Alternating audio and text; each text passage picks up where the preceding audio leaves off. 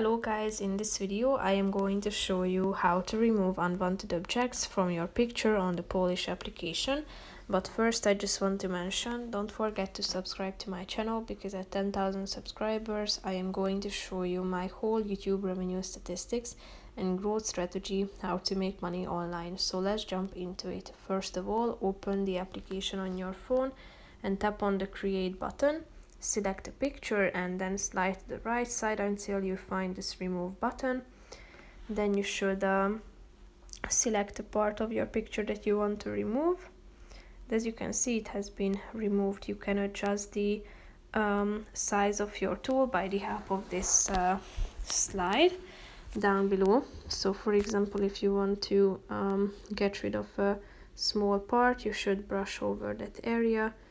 And as you can see, it has been disappeared from your picture. So feel free to remove any unnecessary parts. Here you can see the result. Tap on the checkmark icon in the upper right corner to save it. That's pretty much it for this video, guys. See you in the next one. Bye bye.